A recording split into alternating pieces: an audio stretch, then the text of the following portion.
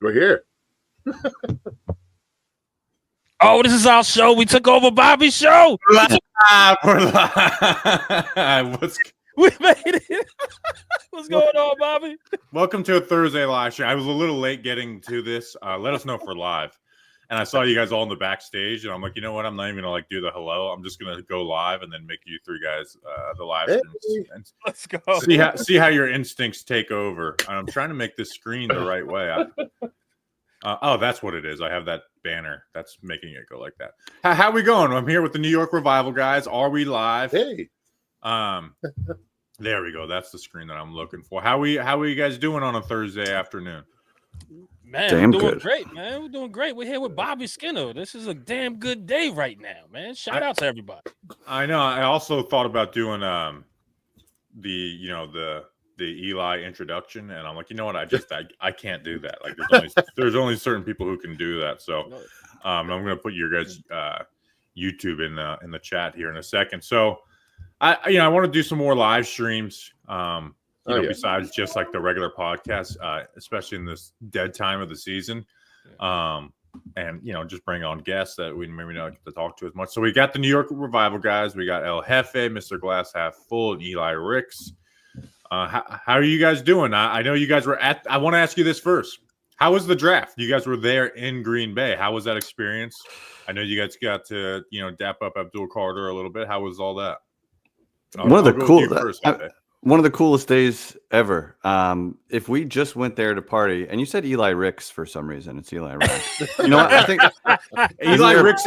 I mix him up with the corner out of Alabama. He's a player. Yes. Years ago. Yes. I figured. I remember thinking it would be funny if the Giants drafted him. That'd be all sorts of confusing. But we went there and we got so much good content and had such a good time partying in Green Bay, and then being able to get backstage with the press passes and be amongst the NFL and ESPN media and all that stuff. Madeline Burke is the coolest, by the way. It was good to have like a familiar face there. Yeah. And then we moved our seats like a minute before Abdul Carter came out and just happened to be there, right place, right time. And one of the coolest days ever, dude. And it wasn't a lot of people are like, wow, what a once in a lifetime experience. And I'm like, no, that's just the beginning. Like, this is what we want to do all the time now. So it kind of lit a fire for us too. Yeah. You want to expand on it? Listen, man. Yeah, what do you mean lit a fire under you? We want to talk about the Giants, but what do you mean lit a fire under you? By that, I mean the kind of content we're going to be making, being amongst the people, talking to the people at the live events, and, expanding. We love the Giants. That's our bread and butter. But, it's going to be Knicks. It's going to be baseball. It's going to be heavy on the New York sports and expanding from there. But being at the games, at the events, is going to be more and more of what we're doing. I mean, and to piggyback a little bit more off that, right? Like, we in this Giants business, yes, it's our bread and butter, but still we were trying to, like the three of us, like I say, we were trying to find a lane or identity in this community that we're so grateful to be in. So when we went to Green Bay, it kind of did lit a fire under us to be like, man, we need to be outside and touch the people, because we call ourselves the People's Podcast, right? It's for the fans. It's for, without them, there's no us. So we really, really, we donate to people who has issues and etc. Like, we really want to give back to the people. So we were like, you know what? This is our lane. Being outside, interviewing people, touching people, high-fiving. Just because we have media passes doesn't mean we're like, those guys over there, we're not touching them. You know what I'm saying? So, we wanted to go out there and do that. And that lit a fire, man. So we're definitely motivated to go out there and touch the people a whole lot more at this point. You know what I mean? But, Speed, you got kissing babies. Kissing babies. I to add to what they said, and they said it perfectly. We consider ourselves like just a jack of all trades. So we literally, I don't know how they gave us press passes, but they did. We walked into the media room, and it was kind of surreal. And it also was like, hey, this is awesome, but this is not really our style. So like, everybody was well dressed, typing up their reports, doing, and me, Eli, and Jeff are like in our hoodies, and we're having fun. We bust in there after having a couple of drinks, and then so we put our stuff down at the wrong table at first, and then we go back out, and hang out with the people. We interviewed everybody under the sun, almost every team that we could find. And we like to have fun, but we got a couple of questions off to Travis Hunter and Abdul Carter. Like, how cool is that? Like, we're aggressive as hell, and like the stars align. But like Jeff said, we kind of now know what our path is in that sense, and that we want to be everywhere. Like, we want to go to Pittsburgh next year for the draft. We want to go to Washington the next year. So it might be a tradition now, and just getting on the road with these guys is awesome. I needed to be in Florida. They put everything in Florida, right. At the Super Bowl, like every 3 years, and for some reason they won't put the draft in Florida. I'm shocked by that. Yeah, I'm shocked by man. But I, want to answer some questions, that you may not hit on the mailbag pod that I'm doing later today for tomorrow. So I want to talk with the chat and everything. But did you guys watch the Giants life? Because I wanted to get off a couple of thoughts on that.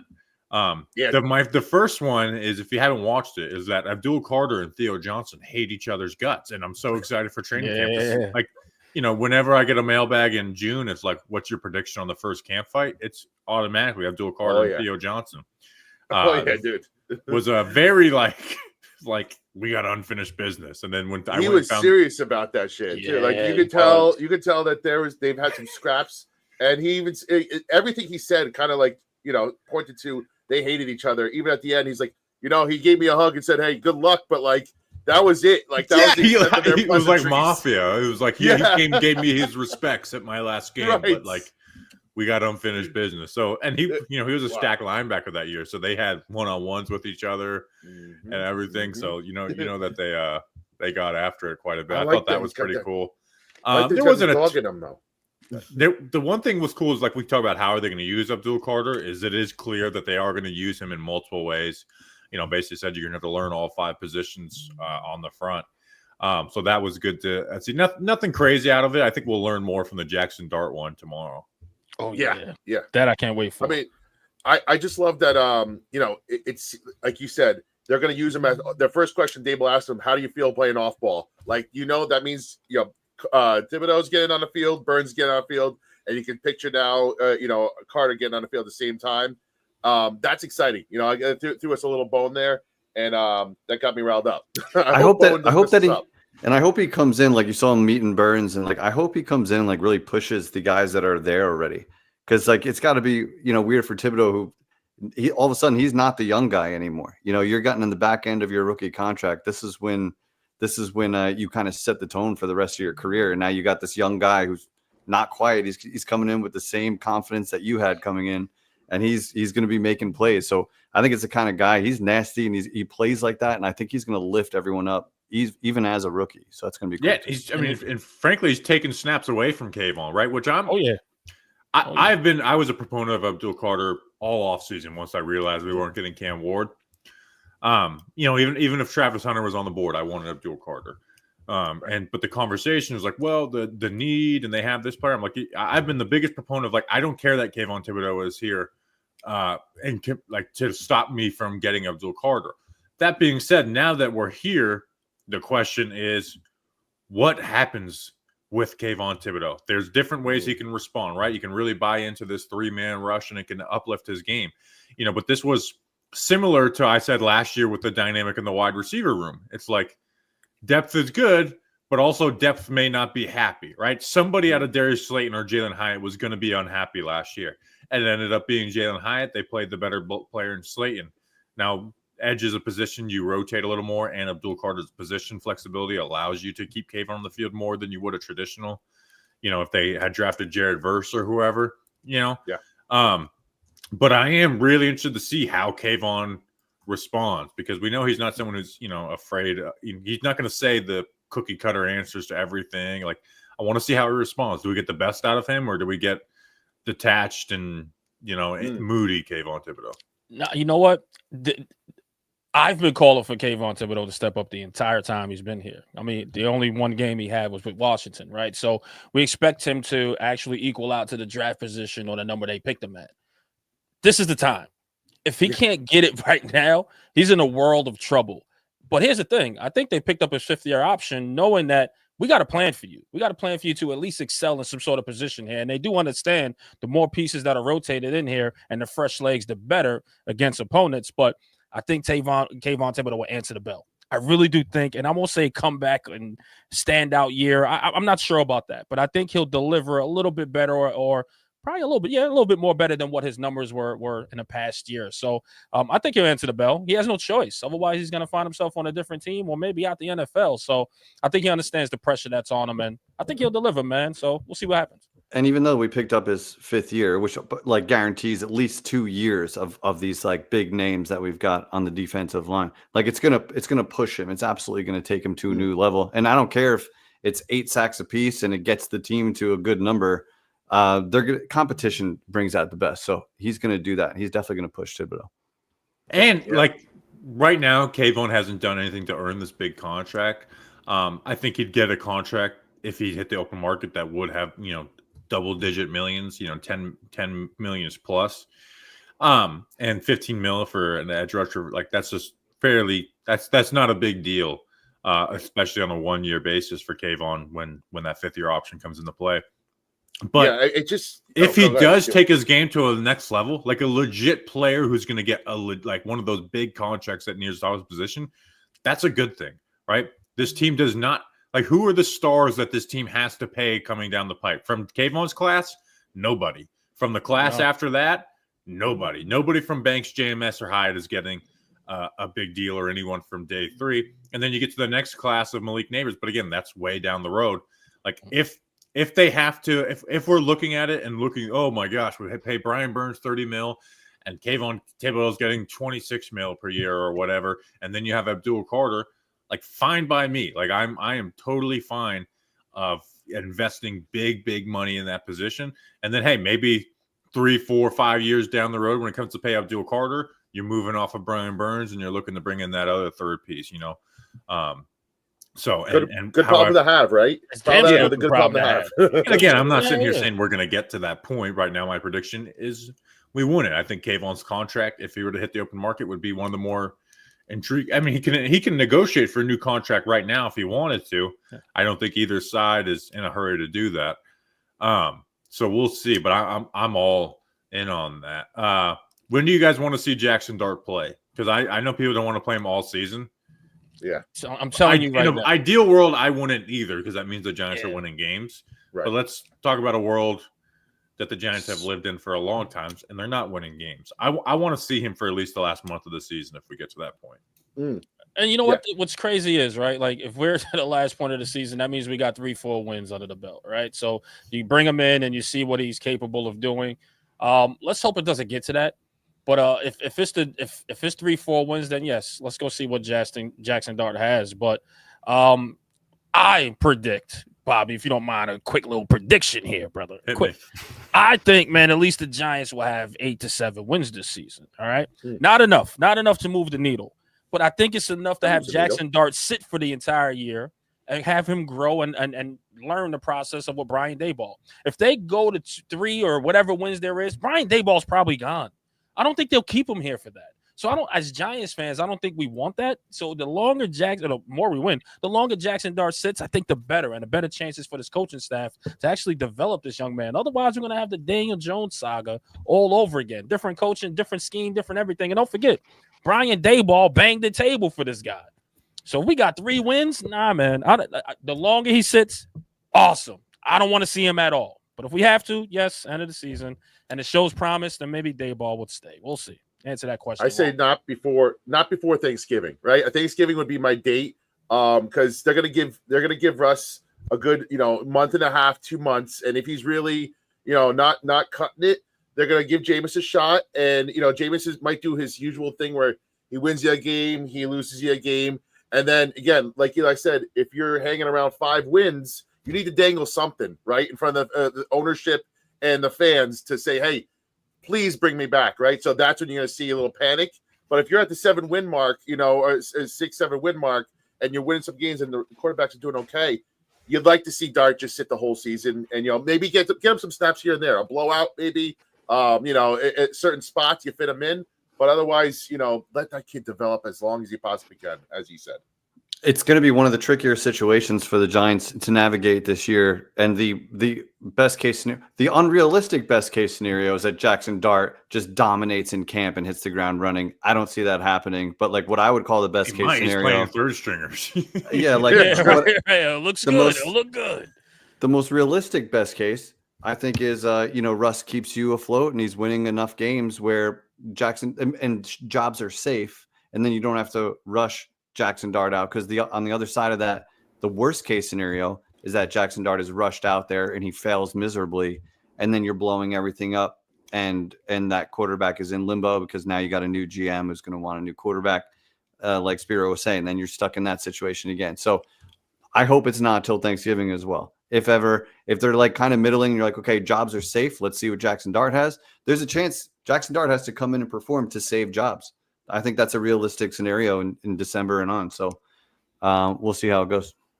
Yeah, and I think one, Spiro mentioned Thanksgiving. We have this. Two of my favorite non-sporting sporting events next week are the NBA Draft Lottery, which for the first time in like 20 years as a Nets fan, I can pay attention to. I know the Knicks fans are having fun right now. I'm not salty at all.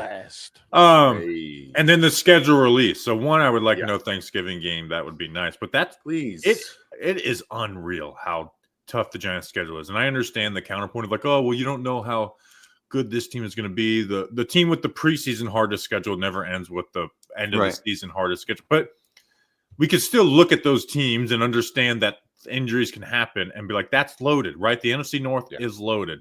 We're number 4 in our division in all reality. The 49ers are one of the weakest teams on the schedule, and they're really damn talented.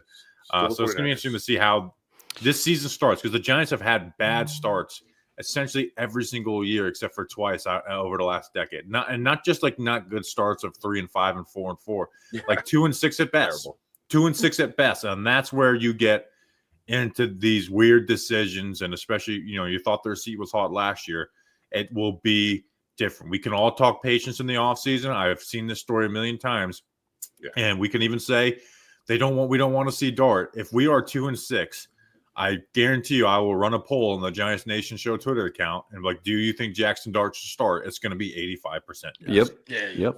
And it's going to be loud, and it's not going to be just the people on Twitter. It's going to be the actual majority of the fan base that isn't on Twitter that's calling for it. The fan base that loves that part of the fan base that it really love to see Tommy DeVito get the start over Drew Lock. So they're going to be calling for Dart. You're going to see banners flying over the stadium and shit like that. You're going to see it all. Which I've been thinking about doing a banner week 1 because and just being like, listen to Giants Nation Show week 1 recap. Nice. I don't know if I'm going to do that. I'm probably not. Listen, let's get this started. Let's get this started, Bobby. Get some super chats in here. Fund our guy to fly the first plane. That's what I'm saying. This is week 1. Get some super chats in here. What y'all doing, man? Come on. This is why you can't give people like me money. It's just like, oh yeah, let's float on a plane. And the schedule is tough. It's based on last year's win percentage, and I think Washington comes down to earth a little bit. Chances of them going to the NFC Championship or better again is very slim. I see more. So sorry to interrupt you, but like I understand that like some of these guys' win percentages and stuff will go down.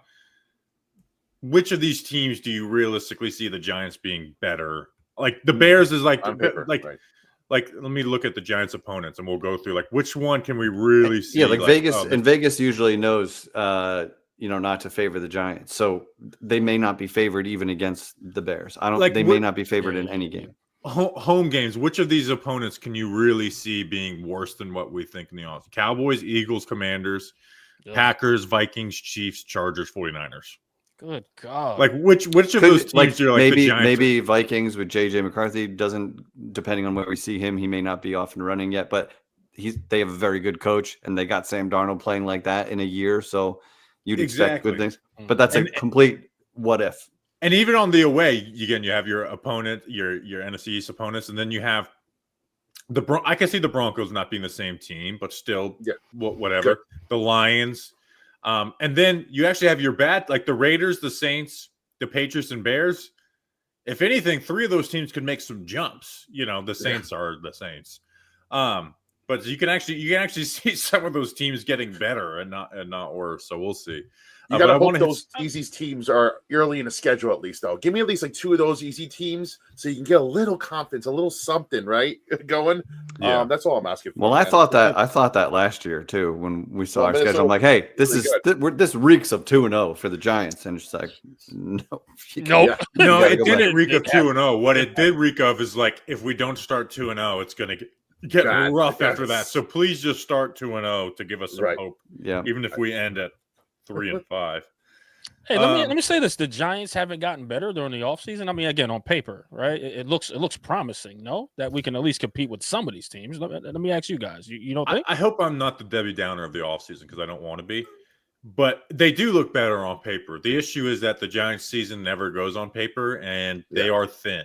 And one or two injuries, and you're in trouble. And sometimes we talk about upgrades, and it's like, all right, what are we upgrading? Like Paulson Adebo is a huge upgrade. Adebo still gives up quite a bit yards. He has a penalty issue. You know, he lost a game for the Saints last year against the Falcons. He was the free agent I wanted the most. Russell Wilson, right? I thought he was the smartest addition at quarterback this offseason that the Giants could make. He's not a top half of the end. He's not like what like if we did a QB ranking list right now, what are we putting him at?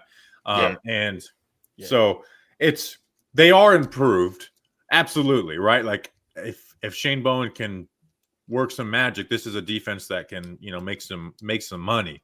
If I was a defensive coordinator, I would love to coach this defense with all the pieces and the different things you can do. But I've also remember the Giants getting Kenny Galladay and Kadarius Toney, and like this signals change in Jason Garrett, and it didn't signal shit. Yeah. We all said that. We all said that. Really? Holy shoot! When they drafted Kadarius Toney, it's like you don't draft this guy, for no reason. Yes. And like, no, you actually do. He doesn't play the first 3 weeks of the season, except for like 2 speed sweeps. Which, by the way, I got some fan mail. I got a nice, like one of the big. I like that. Yeah, all right. Listen, I think I'm not sure he's a good person, but he deserves to get. I think we need to be part of like content creators to be part of that award, man. I'm just saying. Hey, the award, it's my award, so I can do with it whatever I want. In fact, I haven't decided on the official name change, but it's the not sure if you're a good person, but Best Giants Reporter Award presented by Kadarius Toney, presented by Talking Giants. But not anymore because I left there. Now presented by Giants Nation. I just make it as long as possible. That's awesome. Rolls off the tongue. Right? Oh, that was the actual title. Nice. Yeah. Yes. That's pretty dope. I like that. Man. Hey, Bobby, I got a question for you guys, real quick. Who do you think? You know, and again, I think this is very dependent on these two guys how the season might go. Evan Neal or Kavon Thibodeaux? Which one do you think has a better season, like a good season, right? Like they both be trash. I'm hoping they are able to like trade Evan Neal at the end of the training camp. So you don't faith at him at guard? No. In fact, I just interviewed Dan Snyder for my show on Tuesday, and we had the same. What is he? I don't think he's shown anything that makes me think it's going to work at guard. I mean, he's got balance issues. Like guys are going to get underneath him, and I just think he's going to be below average at best. Yeah, Thibodeaux's part of if there is a strong unit on the Giants, Thibodeaux's part of it, so he can play free a little bit. And Evan Neal is part of the biggest question mark on the Giants, which is like, how is this line going to work together? Edge is like a part effort position. And if you can stay fresh, like that's, again, I think it may be, Kavon probably doesn't view it this way, but it may be like a good thing for Kavon that they brought in Abdul. So I want to get to some questions. Thank you, Martial Law. I hope to interact you one day in the Giants community. And then Watson Dogs, Bobby is the dog. You're the dog. So let's get to some questions. What do you think of the middle linebackers on this team? Says James Marshall. Okereke is a player that I'm like. McFadden is what McFadden is, and he's a solid linebacker too. And I wouldn't be surprised if the Giants tried to extend somebody from that draft class on a reasonable deal, and Micah McFadden would surely fit the bill on that. Okereke obviously fits better in a wink scheme, but he also played in a fairly similar scheme in Indianapolis as what he has here with Tennessee. I'm not saying he's going to have the same year he had with wink, but go back to what Colts Bobby Okereke was, because I thought down the stretch, I know he was dealing with injuries, he really, really struggled. In fact, that Bucs game, I was pretty disappointed with him when everything went down. And I don't think he quit, but it was. If we were looking at like some bad play when the season basically was over, Bobby Okereke showed up. What do you guys think about the linebacker spot? What was your opinion on why? Because like he look. I know wink system, yes, but like you got a free flowing linebacker that could go sideline to sideline. How do you just lose it in 1 year like that? You have defensive tackles that don't keep you clean, and a defensive scheme that makes you less aggressive, right? Where it's not so much go downhill. It's more play your role in coverage. You're kind of letting stuff happen underneath you instead of, bringing it to and playing more man coverage. So I think that's kind of what we're looking at there. And again, that's similar to what he was with the Colts. And with the Colts, he was a good player, right? But you remember all the linebacker contracts that offseason. He was like he might not even have been one of the top 5 paid linebackers in that free agency. And there's a reason for that. He was a good player. And then with the Giants, with Wink, he just took off and had that amazing year. What I'm interested in is not, can we get him back to Wink Martindale level? Can we get him back to that Colts level of what he was, which is a good player, but not this great, outstanding player. He needs to get bang for his buck, man. They need to get Bobby involved, and he is the X factor to this defense. He's the quarterback. Like, he's got to be. But I don't know what Shane's going to run, right? Like, is he going to run the same exact defense as he ran last year? Or is that just piecing it together because he's going with the personnel that he had on hand? I will say it was pretty damn similar to his last year in Tennessee. Like, last year at this time, I was doing film streams of Titans defense. And sometimes we do all this research of, like, what somebody's going to be. And it's like they come to a new team and it's all different. And then sometimes it's the last or even training camp, right? We see training camp for like, what we saw in the regular season was very different. Last year was the first time where everything happened, where Shane Bone did the same thing he did his final year in Tennessee, at least. Training camp was the exact same replica of what we got in the season. And then, you go from there. I do appreciate people who are willing to just like throw bread around just to make jokes. And that's like a nice thing to wish upon someone, is to gain an inch. So I mean, if you're black, man, I'm good. I'm black. Well, not everyone else can say that, Eli. Well, Eli Ricks. Eli Ricks. Now listen, Eli Marshall. Yeah, right. Marshall sounds like a guy that can super chat our show. That's great, Marshall. Make sure you subscribe, man. You on Revival. That's great stuff. Christine asks, when do you guys think Scat will get some snaps early in the season? How do you see the running back split going with him and Tyrone Tracy? Give me a percentage. Let's pretend that Singletary's not getting any touches. Okay. What do you see to be in the percentage? I think it's 70% Tracy still, at least to start. I think he is the guy and should be. And Scat is going to work in maybe goal line. Could see him getting some goal line work, and they're going to design some plays for him. But I think it might take a minute for him to carve out like a monster role. I agree. I mean, I don't think he'll be a third down type. I mean, he'll be a third down type of guy, but his blocking's a little suspect too, in a way. So it's pretty tough to put him in those situations. But goal line seems to be it. Little second down plays as well, because he still could catch the ball out of the backfield as well. So I'm just excited to see what he can do. But definitely 70%, man, for Tyrone Tracy. He just has a little bit more of a complete package than Scat. Tracy's still my guy. I'm excited about Scat, but Tracy's my guy. I believe. Yeah, again, I would put Tracy above Scat.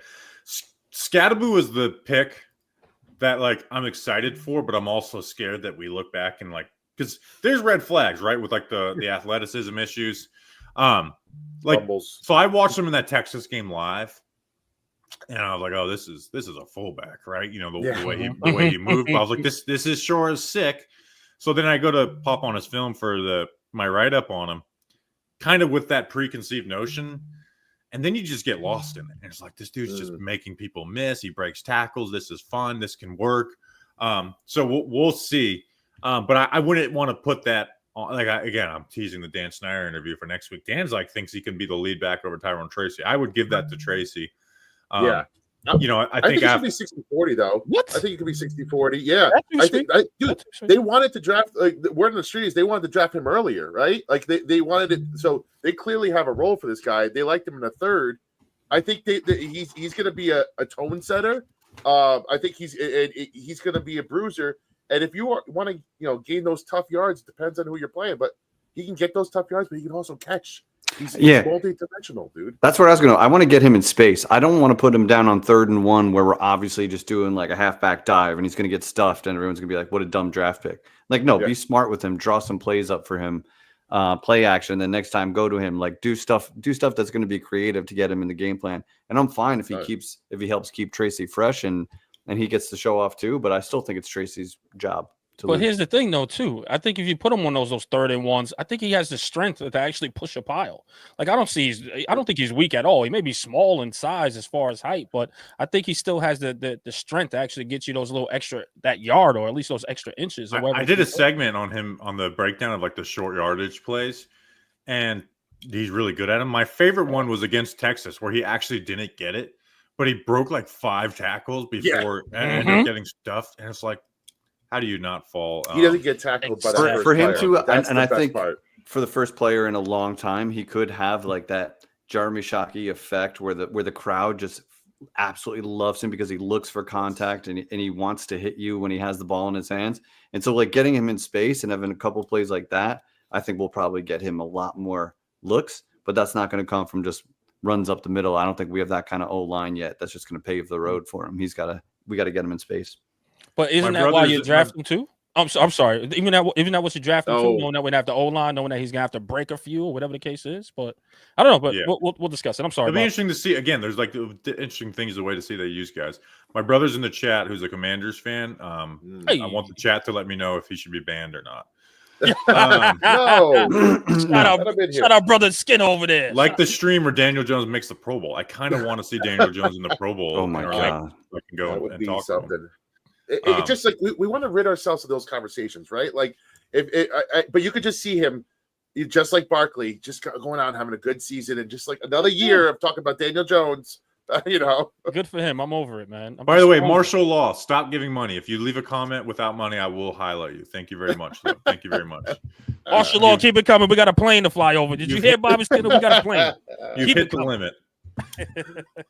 Last year I had an idea of doing a 24-hour stream, and maybe we'll do a 24-hour stream, and we will raise funds for a banner, and we do like a most liked reply is what I'll put on the banner. Yes. Now it also has to be something that they'll let put on the right. Nothing too ridiculous. they just don't let you put everything, but maybe that's something. I like where your head's at. Now, Bobby, are you going to be on for 24 hours? I doubt it, right? So you're going to have some guest hosts or whatever the case is help out, or how's it going to work? So the idea was to just, even if you're on, so like say it's hour 18 and you're tired and it's 3 a.m. and no one's watching, or I could just be like this on the desk. Yeah. Like Mike muted, just sleeping on the camera. Set an alarm. That's great. Well, if you need a hand, brother, we're here. We got you. Yeah, no, I'll have guests on. Maybe I'll have you guys on for like 2 hours in the morning where Marshall's out there again. I like this martial law guy. I really do like him. He's very persistent, Bobby. Marshall got paid I'm today. going to play something that makes this copyright, so he gets all his money back. No way. And Marshall, I'm telling you right now, this isn't going to the plane fund. That's the 24 hours. You guys, I might actually do that. That's a good idea. Let's go. I love where your head's at. Also, the chat has voted. We are banning my brother from. No way, they did. No. Put him in timeout. That's so great. Hey, James Skinner was banned and their comments were removed. Bobby, I gotta use your brain here for a second, man, because you watch more film than anybody probably on this panel here. But Deontay Banks, do you expect him to have a bounce back year, man, or was he playing out of position last year? What's your thoughts on him, man, as far as hopefully improving or whatever the case is? There's like a handful of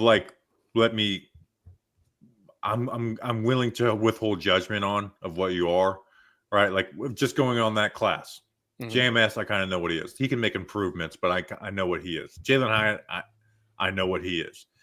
Banks, show that you can be a good cornerback too. We understand corner one wasn't there, and sometimes corners take a little longer to develop, but he's talented. He's not always out of, we weren't looking at a guy who was just getting cooked. Right. We're looking at a guy who struggled with ball skills, getting his head turned around. And it wasn't barren, right? We've seen cornerbacks who just suck, and it's terrible to watch. That wasn't the case with Deontay Banks. So I'm willing to remain, keep some judgment on Banks. I definitely think his rookie year got overrated. You even look at like numbers, which isn't always the best thing to do for a corner, but like the numbers are basically the exact same thing. But for some reason, the rookie season was great and the year two wasn't. And even though he was covering lesser players in year one. In fact, when you look at his matchup with wide receiver ones as a rookie compared to year 2, there was serious improvements made. It's just the improvements weren't enough to live up to being traded up for in the first round for. Right. Mm-hmm. Can we just not play him 5 yards off when the team is at the goal line and on these short yardage situations? Or help what him. are we doing? Oh, Yeah, so again, there's safety over. Yeah. there's things that I think he struggles at, and I don't know if he's going to get good at. My hope is that if he's covering wide receiver 2s, is some of those flaws. Like, again, you're not throwing tight contested catches to your wide receiver 2 most of the time, right? Those are left for your wide receiver 1. So he may have lost the same opportunity. He might just be just as bad, but he's just not getting those same targets thrown his way. Let's say, you're covering.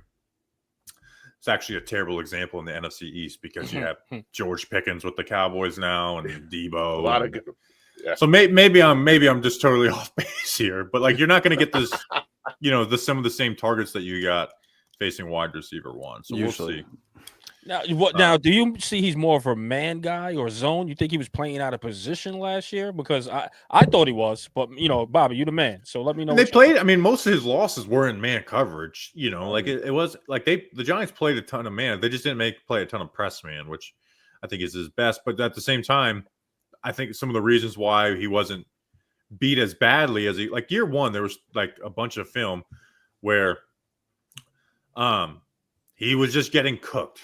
Right. Yep. And last year you didn't see that, but also last year he wasn't playing press to put him in that situation to get cooked like that. So sure. I don't blame Banks's faults on the change of coaching scheme. I think they still would have been there with Wink Martindale.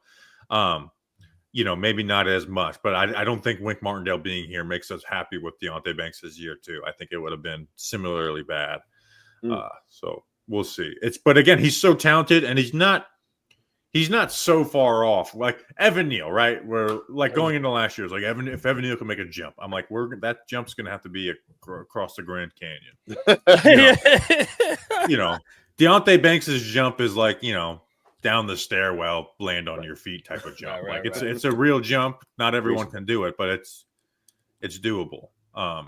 And one more thing, I just want to go back. Analogy that was. How about that was great. That was good. I like it. I just want to go back to Evan Neal a little bit because we just went on a different podcast, man. Shout out to TGI, but they were saying that, man, they're gonna have he's gonna have a better season. Evan Neal being moved to guard. I'm like, man, his hand placements is still sloppy. His feet is still sloppy. I don't think he's a hard worker either, by the way. No, I don't think so. Yeah. And you're about to answer my question, actually. Do you see him actually being shifted over? Will his feet get better? Nothing will get better, right? In your opinion, he's not going to take that step that you're thinking. Well, you get more double teams when he doesn't have these plays where guys are just there's less space for edge rushers to just kind of do whatever they want. But is he going to be better than the other guards on the team? I don't see that happening. It will be better than tackle, I think. But I don't think it's better in the sense where we're like, oh, well, he's a legit option here. It seems more like we're trying to cover up what he's bad at because he'll have help on both sides, but not necessarily because he's going to dominate anybody. Yeah, and I said it after that Jets preseason game. I was like, move him the guard, not because I think it's going to work, but this is not going to work for tackle. Move him the guard. To your point on effort, he doesn't seem like a guy that looks for work. Like there are times where, as a tackle, he doesn't block anybody. And it's like he doesn't want to get hit. He's not nasty. And you see some of these linemen like that Philly have. Like you have to be nasty. Like you can attack as an O lineman, and watching them play is like, damn, that looks like a different sport than what I've been watching. Those guys pave the road and they're nasty. And so we don't see Mekhi Becton kind of jump. Is that what we're saying here? So Becton, I watched Becton a lot. Like in his rookie year, I would do breakdowns of him, Wills, and Thomas every single week.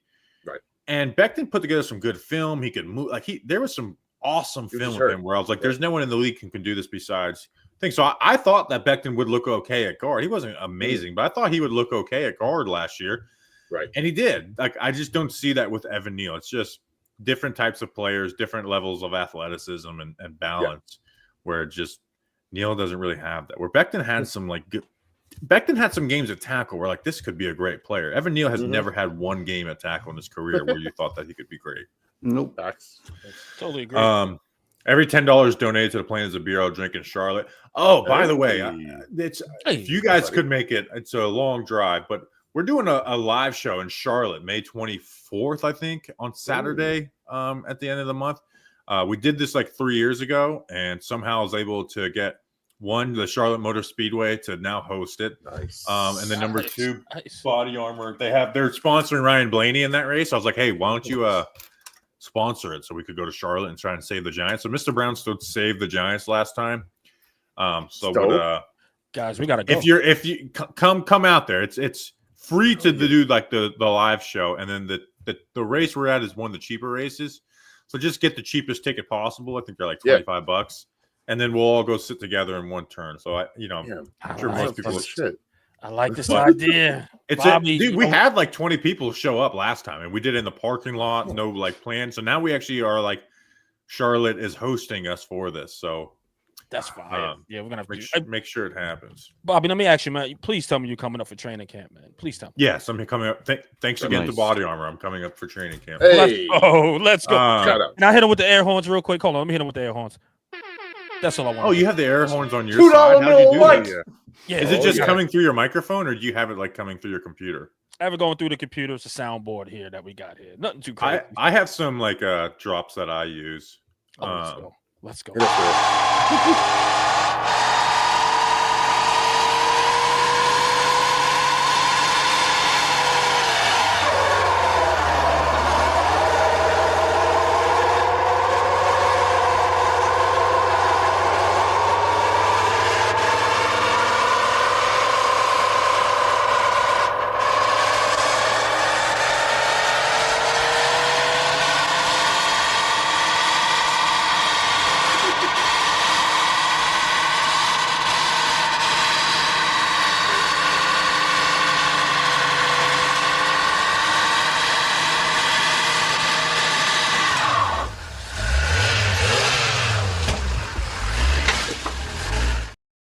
I saw your guys' faces backstage. You thought that was going to end 10 different times. Subscribe.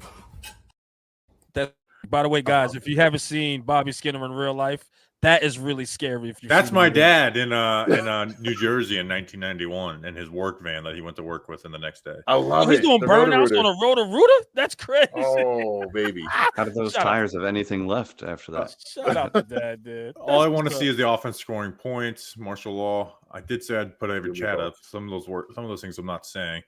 I live in Syracuse. Never want to see Tommy DeVito again. It's not that interesting, but I am interested. Like we were talking because they have to cut 2 players to make UDFAs. Mm-hmm. The Giants don't use the 4th quarterback in camp. And I understand this whole idea of like DeVito can help them. That he's the only one who knows the playbook, but I watched him play and it didn't feel like he had that great of understanding of it. Like he's not going to play in train. Like he's not going to get any snaps in training camp. And realistically, he would be the smart one to do, but it's such a weird situation where your QB4 is legitimately one of the more popular players on your team. And I know we're all on Twitter too much, and we view him as someone who's probably not liked. And anytime you've been to a real life event, Tommy DeVito is like, fan number 1. There's going to be an uproar. A little bit of an uproar. You'll hear it. It's going to be ridiculous, but it will definitely. Yeah, you're going to have to get past that. But that day it will happen. The Giants should do what they do with their 5th-year option, is bury it, right? Like they declined Daniel Jones' 5th-year option on the day of the draft. Great idea, right? No one talks about it except for a couple hours. Kavon Thibodeaux, we drafted Abdul Carter. By the way, we're picking up Kavon's 5th-year option, right? Yeah, so big news day. Speculation, so. I did a big news day. You're right. So maybe like next playoff game or something. Friend of the show. Thank you very much, Mark. The last month has been fun on the bounce back. So very much appreciate you, Mark. It's very much appreciated. So when I was doing Talking Giants, I kind of discouraged super chats because we didn't get that money. So now I'm in this weird spot where it's like I definitely am not going to tell you not to do them, but I also feel uncomfortable every single time when you'll get more Bobby. You'll get like listen. I'm like that. I'm like, man, no, like keep your money, don't worry. Like, but at the end of the day, these people support you. Right, so you got to be like, man, you got to take it and be like, yo, I appreciate that. And you're independent now. Independent's really, really hard. And dude, that's literally how we got to go to Green Bay. Absolutely, like the people sent us. That's all. Everybody who ever super chatted is how we were able to make Green Bay happen. So well, and it's like this every cent of it. Kevin, like, gonna talk the talking Giants to training camp. It was like, that's a pretty uncomfortable thing to talk about right now. Like, I don't know, probably not. I don't know. We'll see. Don't go there yet. Not yet. So we'll see. Yeah. We got to think about it. Let's change the subject. Like and subscribe. There you go. Bobby, let me ask you this, Bobby. Hold on, because I don't think people know you personally too much. Are you more? Are you a shy person, Bobby? I doubt it because you're doing this here. It seems like in any uncomfortable situation, you get a little closed in a little bit. You a shy person, Bobby? I mean, you guys know me. I don't think I'm shy. No. I'm very comfortable being uncomfortable. Mm-hmm. Like, I'm willing to have uncomfortable conversations. Someone like Calvin said, for the uncomfortability. But it's just like it's just like I don't want to like for example, that first episode said a lot of uncomfortable things. I just don't want to keep rehashing everything that happened with that. Respect. And if the answer was no, like let's say the answer was a clear no, I'm like, hell no, I'm never talking, and then that becomes a thing. So so I'm comfortable in the uncomfortable. Listen, so Bobby, I think you're really good at media. Like, they trained you guys well up there, man. You're really good at this media thing. I'd have been like, no, the Giants hate my guts right now to this day because I was talking too much. But shout out to the Giants. Oh, they hate me too. All right. Shout out to who do they like? Do they like anyone? I was gonna say, anyone? Jeez. Well, then that's actually a great point, Hefe, is they don't like anybody. Yo, as soon as we walked into like the media room in training camp, you had to see the reporters like, man, I watched you guys lay into the Giants. They probably hate you now. Yeah, for sure. Definitely, man. But a lot of people gave us kudos in there. It was pretty cool, man. They think creators are the problem because of like talking down on the Giants. It's like, trust me, the conversation will change when the product changes. Like, if also, the Giants who do you were think will be your biggest cheerleaders if you ever get good? Like, you think I want, like, where it's like, where you guys ask me, like, talk about like improving and stuff, and I'm sitting there being a debutant. You know what I want to do is, like, you know what? I think we can win every game of the year. That's how I started again. Like, the 77-0 thing at the predictions on game previews isn't like just like, oh, that's a joke. That's me not being able to predict a loss. Like, I can't predict a loss. Like, I refuse to do that. We play to win. I refuse to predict losses. So, trust me. Like, go listen to the Eagles preview of that playoff game where everything in my head was like, they are a much better team than you. And I am putting together a game plan to win. I'm hyped up. I made a cover up Streets of Philadelphia and made it beating Philadelphia. I was all in, even though part of me knew we had no right being Well, and part of it is the Giants have won a couple of improbable Super Bowls, so it's ingrained in our mind that we always have a chance. Hope is our strategy. Yeah. Listen, remember when we dressed up in all black for the Philadelphia Eagles funeral? Yeah, that was for the Giants. We leaned in. We leaned in. I ran laps for Joe Judge in the parking lot. You don't think I want to get excited for this team? And we made no DJ slander shirts. Yeah, we keep up in here. Let's keep one up at each other. See, people call this homerism, but I call it just we are optimistic. You could to be fun. It's fun. Like, Exactly. If you ask me the record prediction right now, it's not good, but I could still have fun rooting for the team. Same. Yeah, definitely. This is how I'm definitely going to stop reading your super chats talking about the Knicks up 2 games. How about I'm actually going to do a live stream on Monday for the draft lottery. Yes. Wait, hold on. Let's not skate past this. Are you a Celtics fan, Bobby? I'm a Nets he's fan. a Nets fan. Oh, you're a Nets fan. That's right. He just said Nets fan. I was about to say, wait a minute, but you better be rooting for the Knicks. You got no choice. We're in the same town. You got to be rooting for the Knicks. No, you guys want to be rooting for the Knicks. It's we Knicks got speed fans across hate the Nets. Now they don't. Now that we suck again, they probably don't think about us much. But you still root. Like, I don't have like this. Like, the whole when the Nets had KD and Kyrie and all that and almost won a title and they didn't, and it drives me nuts. And I know it's the one team I'll never see a championship with. I never cared about like just, we run New York. I hated when Nets fans did that. But I also, when we played the Knicks and didn't beat them for like 4 years in a row, I was a little more happy in that win than a win against the Thunder. That being said, the Sixers are the only team I will always root against. I hate the Sixers with a passion. Joel Embiid is my most hated athlete in current sports. Anytime somebody dies and it says all these things that this person saw, and it's like that they never saw Joel Embiid get out of the second round. I retweet that. Listen, anything that says Philadelphia attached to it. Yeah, I hate the Sixers. Like I will root for the Knicks to sweep the Sixers if they ever get that opportunity. Let's go. We'll Now, I got a challenge for the chat here. Chat, you're gonna have to hear me and hear me good. This is for Bobby, okay? The largest super chat. I need about a $50. Don't do that. Don't do that. No, I need a $50 question super we're chat getting to keep One this more live question, going then for Bobby right now. Who's going? Okay. Who's got it? Come on, Go who's leave got a super comment on New York Revival. I just put their link in the chat if you're thinking about doing it? that. We're Bobby right here. He turned it on Bobby us. He chat turned it right on now. us. Let's go. So let me ask you this: I don't. None of you guys go to all of the games, right? You guys. I usually go to 2 or 3. I always go to the first home game. Always. Schedule release next week. The home opponents are the divisional games: Packers, Vikings, Chiefs, Chargers, 49ers. Which of those home games do you think we should all try and go to? Ooh, you want to do Niners because that's a better opportunity for us to probably win, maybe. I don't know, dude. Like I don't know about that either. Yeah, I don't know about that either. Here's the problem: the I Niners know. fans and Cowboys fans are going to be in the building. It's going to be like I don't want necessarily those two games. I don't love that. Commanders Steelers is always fun. Can I tell you, the Commanders still feel like the most beatable team. Yeah, I mean, we almost beat them with you. twice last year. You're right. Like they're well coached, but their talent is like the fact that they got the NFC Championship's crazy.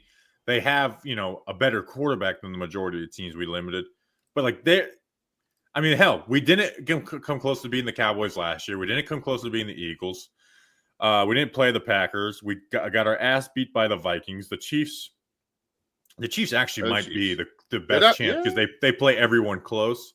I think we're going to beat the Chiefs for some reason.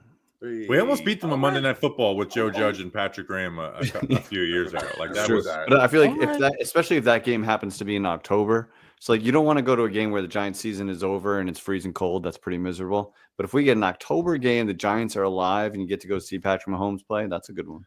I actually disagree.